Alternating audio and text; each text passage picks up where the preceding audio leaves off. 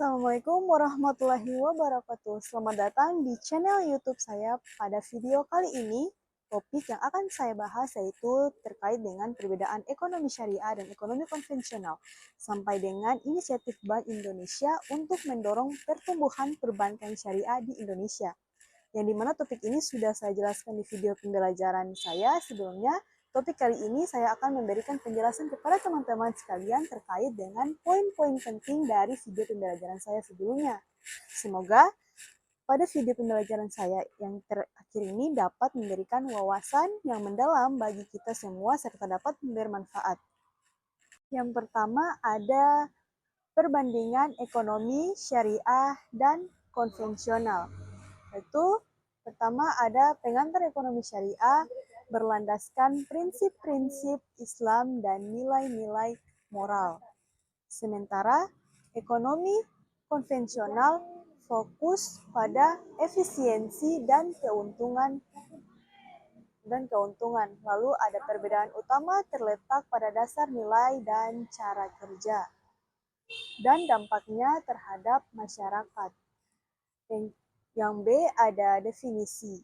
Ekonomi syariah mengacu pada Al-Quran dan hadis, melarang unsur riba, bunga, maisir, perjudian, dan garar. Lalu adanya ketidakpastian, menekankan keadilan, distribusi kekayaan, dan transaksi halal. Lalu ada ekonomi konvensional. Nah, ekonomi konvensional ini sistem yang berbasis efisiensi atau memaksimalkan keuntungan menggunakan bunga dan tidak membedakan halal atau haram dalam aktivitas ekonominya. Lalu ada prinsip dasar. Prinsip dasar ekonomi syariah yaitu larangan riba, garar, dan maisir bagi hasil mudharabah, musyarakah, menggantikan sistem bunga, lalu fokus pada keadilan sosial distribusi kekayaan melalui zakat, sedekah, dan wakaf. Lalu ada semua transaksi harus berbasis barang atau jasa yang nyata. Lalu ekonomi konvensional ini menggunakan bunga sebagai dasar transaksi ekonomi. Lalu tujuan utamanya itu efisiensi dan keuntungan maksimal, yaitu tidak ada pembatasan dalam investasi, yaitu halal atau haram. Lalu ada spekulasi di pasar saham dan instrumen derivatif diperbolehkan. Nah, masuk ke cara kerja dan operasionalnya, perbankan syariah itu mempunyai sistem bagi hasil, yaitu mudharabah, musyarakah, atau jual beli. Mudharabah tidak menggunakan bunga. Lalu untuk cara kerja konvensional yaitu pinjaman berbunga dengan tingkat bunga tetap atau variabel. Lalu ada investasi. Syariah hanya di sektor halal, yaitu pertanian, manufaktur, dan properti. Untuk konvensional, bebas termasuk pada sektor alkohol, perjudian, dan lainnya. Lalu adanya asuransi. Untuk syariah itu ada takaful, berbasis gotong royong, beserta saling membantu. Dan untuk konvensional itu premi hitung berdasarkan risiko individu dengan fokus pada keuntungan perusahaan. Lalu untuk dampak terhadap masyarakat, untuk ekonomi syariah ini dapat mengurangi kesenjangan sosial melalui zakat dan distribusi kekayaan.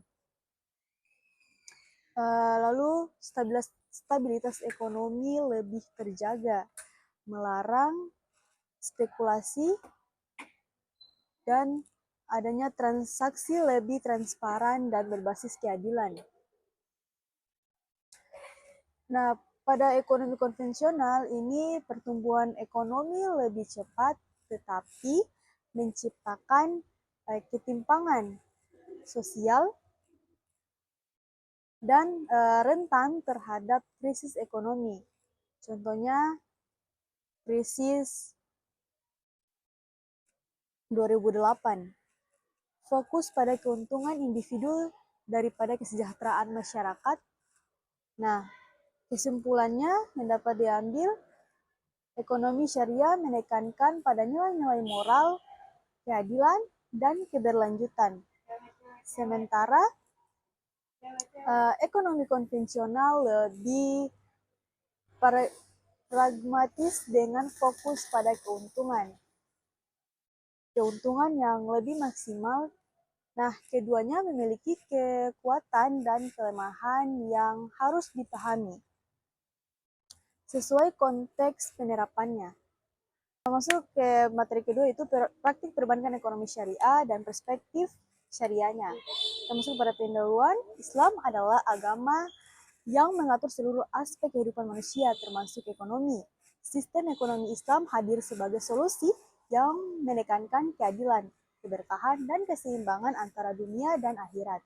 Salah satu pilar utama dalam ekonomi Islam adalah perbankan syariah yang dirancang untuk menghindari riba, gharar atau ketidakpastian, dan maisir atau perjudian. Dalam materi ini, kita akan mengeksplorasi bagaimana praktik perbankan syariah diterapkan serta prinsip-prinsip syariah yang mendasarinya.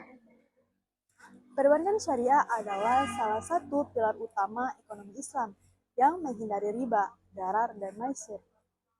Nah, pada bagian pertama, apa itu perbankan syariah? Nah, definisi perbankan syariah. Perbankan syariah adalah sistem perbankan yang beroperasi berdasarkan prinsip-prinsip syariah Islam. Perbankan ini tidak hanya berfokus pada keuntungan, tetapi juga pada aspek keadilan, transparansi, dan keberkahan. Tujuan utamanya untuk mewujudkan sistem keuangan yang adil dan seimbang. Lalu, untuk menghindari riba dan gharar, dapat memberikan pembiayaan kepada UMKM. Lalu, untuk mendukung pembangunan ekonomi umat. Nah, pada prinsip dasarnya perbankan syariah ini dilarang riba, menggunakan sistem bagi hasil sebagai pengganti bunga, lalu transparansi dan keadilan. Transaksi dilakukan secara adil dan transparan. Nah, lalu ada kehalalan transaksi. Dana yang hanya digunakan untuk aktivitas halal. Lalu ada berorientasi pada kesejahteraan, fokus pada pemberdayaan ekonomi umat. Lalu pada bagian 2 ini, produk dan layanan perbankan syariah. Nah, salah satunya ada tabungan syariah, akad mudharabah, dengan pembagian keuntungan sesuai nisbah. Lalu yang kedua ada pembiayaan murabahah, akad jual beli dengan margin keuntungan. Lalu ada pembiayaan mudharabah, bank menyediakan modal keuntungan dibagi dan kerugian ditanggung bank kecuali akibat kelalaian. Lalu yang keempat ada pembiayaan musyarakah, kerjasama usaha dengan pembagian keuntungan dan kerugian. Lalu ada sukuk, obligasi syariah untuk pembiayaan proyek halal. Yang keenam ada ijarah, yaitu akad sewa menyewa, misalnya kendaraan atau alat berat. Nah, lalu kita masuk pada perspektif syariah dalam perbankan. Nah, mengapa perbankan syariah itu penting? Nah, ini karena untuk menghindari riba, menegakkan keadilan, menghilangkan gharar dan maisir, mendukung aktivitas ekonomi halal. Perbankan syariah dalam ekonomi ini untuk memberdayakan UMKM, mengelola dana sosial seperti zakat dan wakaf. Lalu ketiga, membiayai proyek infrastruktur strategis. Keempat, untuk mendorong investasi berbasis syariah. Nah, kita masuk pada bagian keempat itu tantangan dan peluang perbankan syariah. Pertama ada tantangannya dulu nih. Nah, Tantangannya yang pertama ada kurangnya pemahaman masyarakat, kedua persaingan dengan perbankan konvensional, yang ketiga ada regulasi yang belum sepenuhnya mendukung. Lalu ada peluang. Nah, peluangnya yang pertama ada pertumbuhan pasar halal, yang kedua ada dukungan pemerintah, yang ketiga ada digitalisasi untuk menjangkau lebih banyak nasabah. Contoh praktik bisnis syariah. Yang pertama ada perbankan syariah, produk seperti tabungan mudharabah, musyarakah, dan murabahana. Kedua ada pasar syariah, pedagang jujur, melarang monopoli dan penimbunan. Yang ketiga ada investasi syariah, sukuk dan sektor halal. Lalu yang keempat ada koperasi syariah, dana dikelola berdasarkan prinsip syariah. Lalu startup halal, aplikasi keuangan syariah, marketplace halal. Yang keenam ada pariwisata syariah, yaitu layanan halal turis. Lalu keutamaan bisnis syariah itu ada yang pertama keberkahan mengikuti syariah mendatangkan keberkahan dunia dan akhirat. Lalu yang kedua ada keadilan sosial yaitu menghindari ketidakadilan dalam transaksi. Lalu ketiga keberlanjutan fokus pada etika dan lingkungan. Yang keempat ada menghindari konflik itu transparansi minimnya konflik. Yaitu yang kelima meningkatkan kesejahteraan umat, mendorong pemerataan ekonomi. Nah, kita masuk kesimpulan yang diambil yaitu perbankan syariah menawarkan solusi keuangan berbasis nilai-nilai Islam, mengedepankan keadilan, transparansi, dan keberkahan. Produk dan layanan perbankan syariah mendukung pembangunan ekonomi umat secara berkelanjutan. Dukungan masyarakat dan pengembangan inovasi digital dapat mempercepat pertumbuhan perbankan syariah. Pada materi ketiga yaitu optimalisasi infrastruktur dalam industri perbankan syariah di era digital. Perbankan syariah telah menjadi pilihan banyak masyarakat karena prinsip-prinsip yang berbasis syariah Islam. Namun, di era digital, tantangan baru muncul dan kita perlu menghadapinya dengan strategi yang tepat. Dalam era digital yang terus berkembang, industri perbankan syariah telah menyampaikan perubahan besar dalam hal teknologi dan sistem informasi. Dalam dunia perbankan, perkembangan teknologi informasi membuat para perusahaan mengubah strategi bisnis dengan menempatkan teknologi sebagai unsur utama dalam proses inovasi produk dan jasa seperti halnya pelayanan elektronik transaction atau m-banking melalui ATM, phone banking, dan internet banking misalnya. Merupakan bentuk-bentuk dari pelayanan bank yang mengubah pelayanan transaksi manual menjadi pelayanan transaksi berdasarkan teknologi.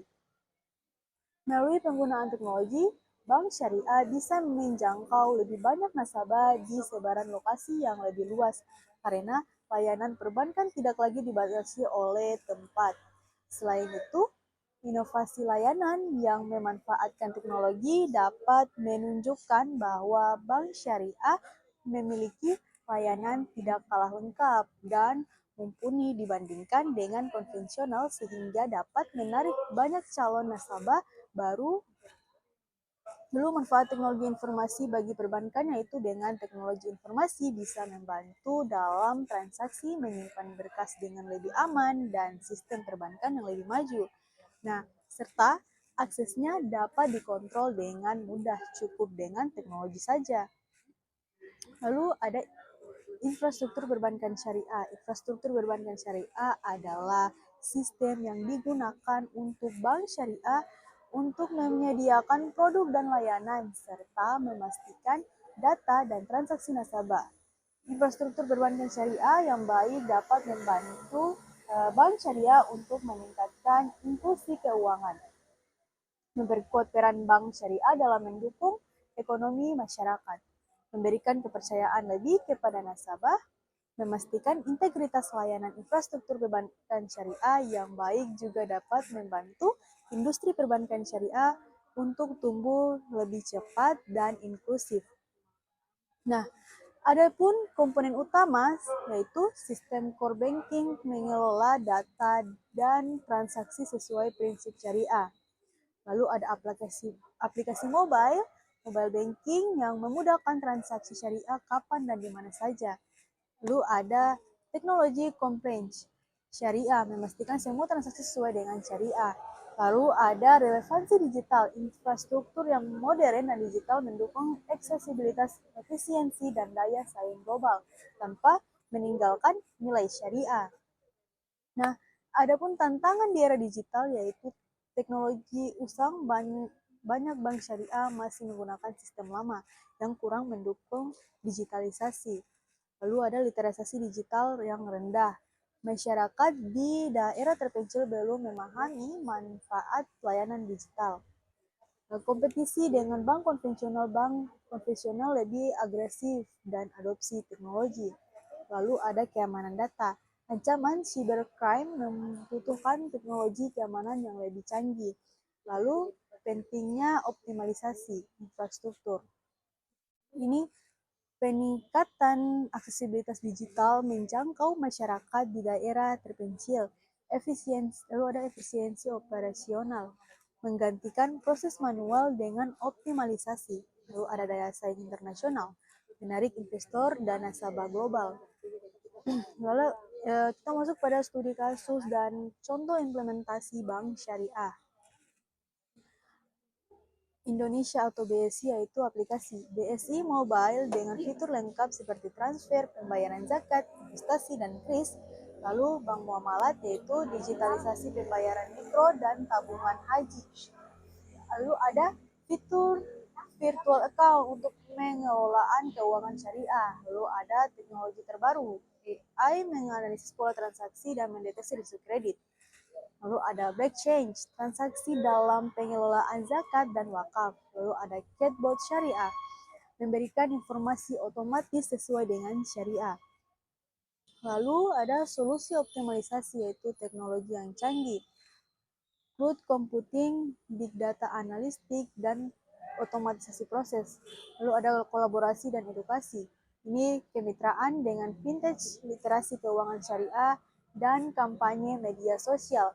Lalu ada dampak positif optimalisasi bagi nasabah. Ini untuk kemudahan akses, kepercayaan lebih tinggi, dan layanan personality. Lalu ada bagi industri, efisiensi operasional meningkatkan jangkauan dan keberlanjutan lingkungan. Nah, kesimpulan ini optimalisasi infrastruktur digital dapat dalam perbankan syariah sangat penting untuk memastikan relevansi dan daya saing industri transformasi ini, mendukung aksesibilitas layanan syariah secara online, memberikan efisiensi operasional, dan mendukung perbankan ekonomi syariah di Indonesia. Baik teman-teman, kita masuk pada ringkasan materi peran lembaga dan industri pendukung dalam pengembangan perbankan syariah. Kita masuk pada pendahuluan. Perbankan syariah adalah salah satu pilar penting dalam sistem keuangan Islam yang beroperasi berdasarkan prinsip-prinsip syariah. Prinsip-prinsip ini meliputi larangan terhadap riba atau bunga, maisir atau spekulasi, dan darar atau ketidakjelasan, serta penekanan pada keadilan, kemitraan, dan keberlanjutan. Dalam konteks global, perbankan syariah telah menjadi bagian integral dari sistem keuangan modern dengan pertumbuhan yang signifikan di berbagai negara. Namun, keberhasilan pengembangan perbankan syariah tidak hanya bergantung pada operasional bank itu sendiri, tetapi juga membutuhkan dukungan dari berbagai lembaga dan industri pendukung. Apa yang dimaksud dengan lembaga dan industri pendukung dalam konteks perbankan syariah? Nah, lembaga pendukung adalah entitas yang menyediakan layanan regulasi dan infrastruktur untuk mendukung operasional bank syariah. Sementara itu, industri pendukung mencakup sektor-sektor yang membantu perbankan syariah berkembang seperti teknologi, informasi, pendidikan, dan media. Intinya, peran lembaga dan industri ini adalah untuk memastikan perbankan syariah dapat berjalan sesuai dengan prinsip-prinsip Islam sekaligus menjawab tantangan modern yang terus berkembang. Nah, yang pertama untuk pembahasan materi ini Pertama adalah peran lembaga pendukung, adanya otoritas atau jasa keuangan atau OJK yang ini mengawasi, mengatur, dan mendorong inovasi pendukung keuangan syariah. Lalu adanya peningkatan inklusi keuangan dan kualitas tata kelola bank syariah. Lalu Dewan Syariah Nasional (DSN MUI) memberikan fatwa terkait produk dan layanan syariah. Nah, lalu memastikan kesesuaian untuk dengan prinsip Islam. Lalu lembaga penjamin simpanan atau LPS ini memberikan jaminan simpanan untuk meningkatkan kepercayaan nasabah. Lalu masyarakat ekonomi syariah atau MIS ini mendorong kolaborasi ekonomi syariah dan mendukung industri halal. Lalu ada Bank Indonesia (BI) ini mendukung kebijakan moneter syariah dan mengembangkan teknologi keuangan berbasis syariah. Lalu ada Kementerian Keuangan, ini mendukung penerbitan sukuk negara untuk pembiayaan pembangunan nasional. Lalu ada peran industri pendukung, yaitu teknologi informasi, digitalisasi layanan melalui fintech syariah dan blockchain untuk transparansi. Pendidikan dan pelatihan perguruan tinggi menyediakan program studi ekonomi syariah, sertifikasi profesional untuk tenaga kerja syariah. Lalu media dan komunikasi. Edukasi literasi keuangan syariah melalui berbagai platform media. Lalu industri halal untuk perbankan syariah mendukung pembiayaan sektor makanan, fashion, farmasi, dan pariwisata halal. Lalu industri keuangan lain untuk kolaborasi dengan asuransi syariah, pasar modal syariah, dan lembaga pembiayaan syariah. Lalu ada sumber daya manusia (SDM), kebutuhan tenaga kerja kompeten melalui pelantikan dan pendidikan. Nah, kita masuk pada studi kasus dan contoh nyata.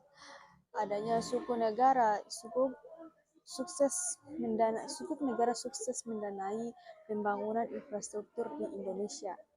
Adanya inovasi fintech syariah di pembiayaan berbasis bagi hasil untuk UMKM melalui platform digital.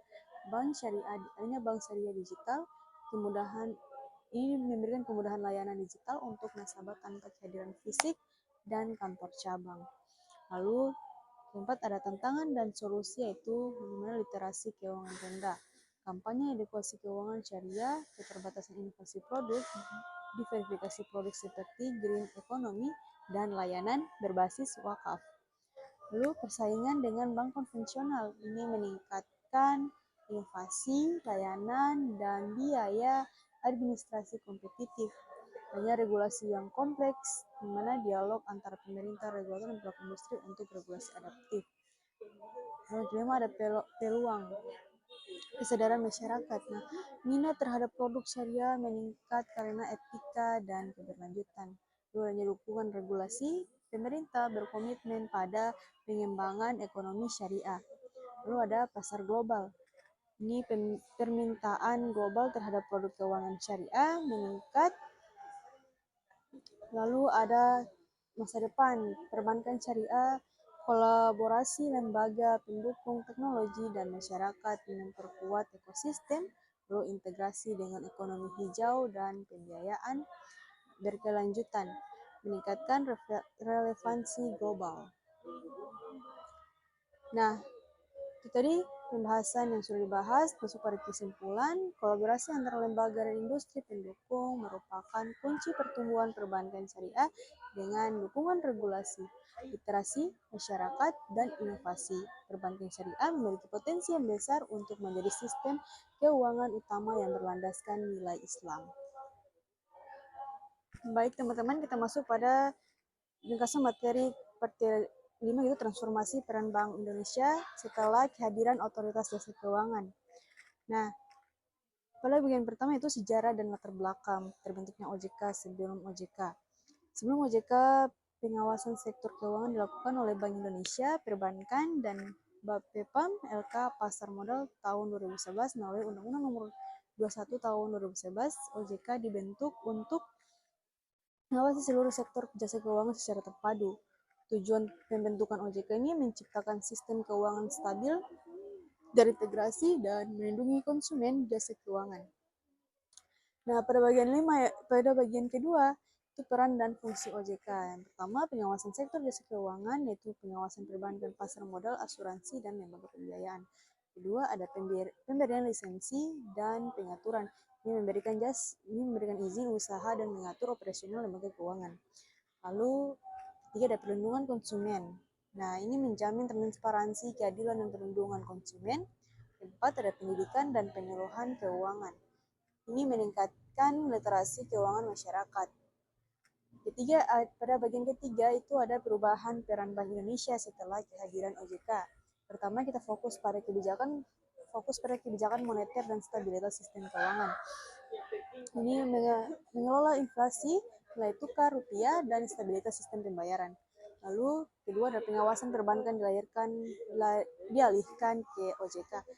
Ketiga, kolaborasi dengan OJK. Bank Indonesia tetap terlibat dalam menjaga stabilitas keuangan melalui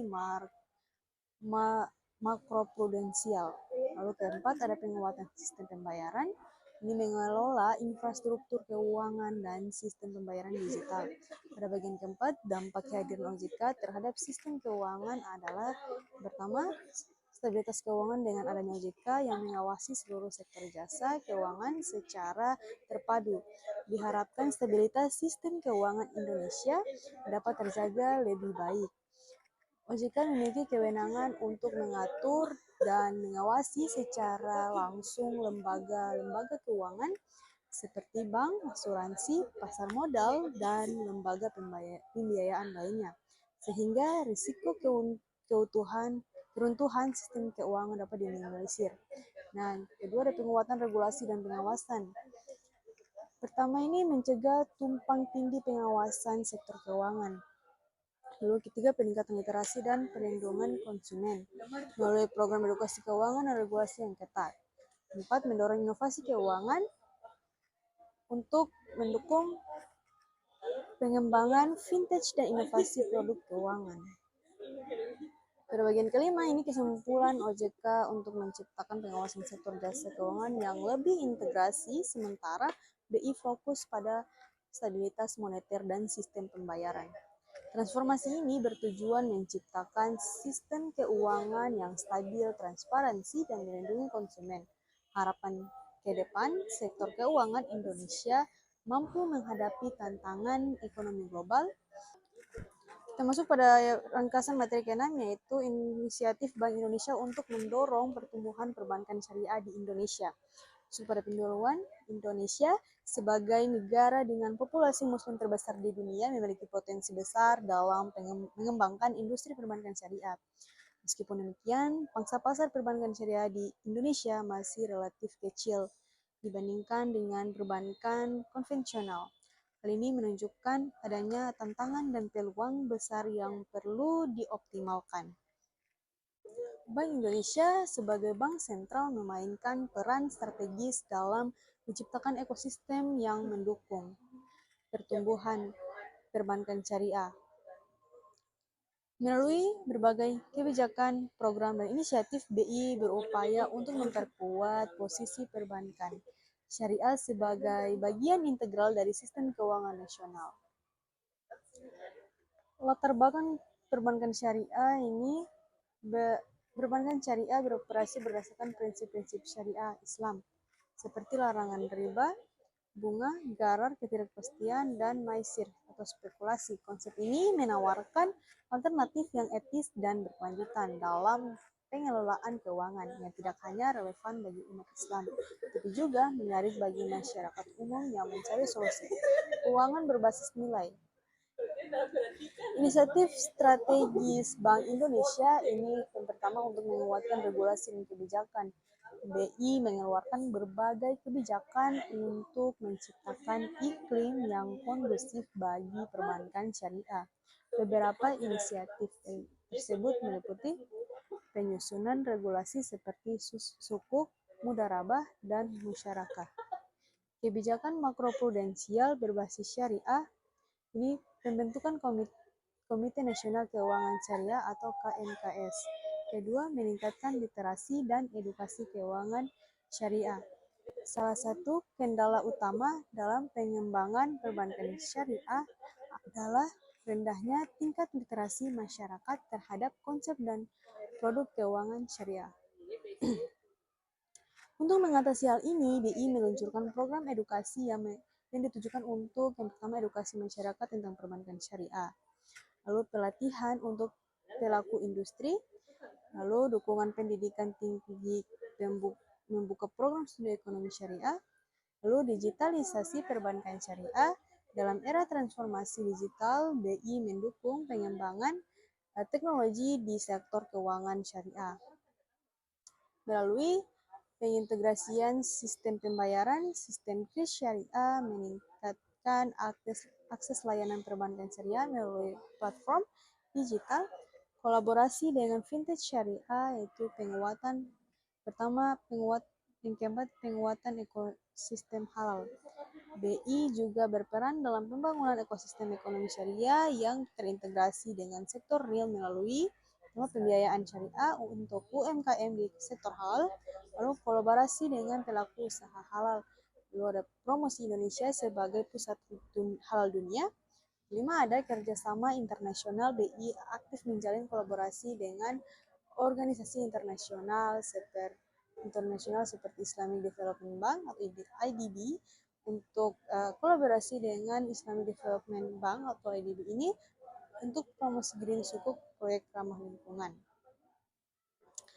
Nah, kita adanya perbandingan internasional dengan negara-negara lain seperti Malaysia, Arab Saudi, dan Uni Emirat Arab telah lebih maju dalam pengembangan perbankan syariah. Malaysia misalnya memiliki pangsa pasar keuangan syariah yang jauh lebih besar dan didukung oleh regulasi yang lebih matang. Namun, Indonesia memiliki keunggulan dalam jumlah populasi Muslim yang sangat besar, yang dapat memberikan potensi pasar yang tak tertandingi. Sebagai pembanding, Malaysia telah mengembangkan blueprint keuangan syariah yang memberikan panduan strategis untuk pertumbuhan sektor ini. Indonesia dapat mengadopsi pendekatan serupa untuk mempercepat pengembangan sektor perbankan syariah.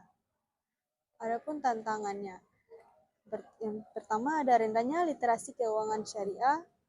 Masyarakat belum memahami perbedaan mendasar dengan perbankan konvensional. Kedua, keterbatasan SDM. Tenaga ahli di bidang keuangan syariah masih terbatas. Lalu adanya persaingan. Perlu inovasi produk untuk persaingan dengan perbankan konvensional. Lalu kurangnya inovasi produk. Nah, pendekatan tradisional kurang relevan dengan kebutuhan pasar. Lalu peluang masa depan. Pertama ada tren gaya hidup halal meluas ke sektor keuangan. Yang kedua ada dukungan pemerintah, kebijakan yang didukung ekonomi syariah. Lalu ketiga ada digitalisasi. Teknologi meningkatkan efisiensi dan jangkauan layanan. Yang keempat ada globalisasi keuangan syariah. Kolaborasi internasional memperkuat posisi Indonesia.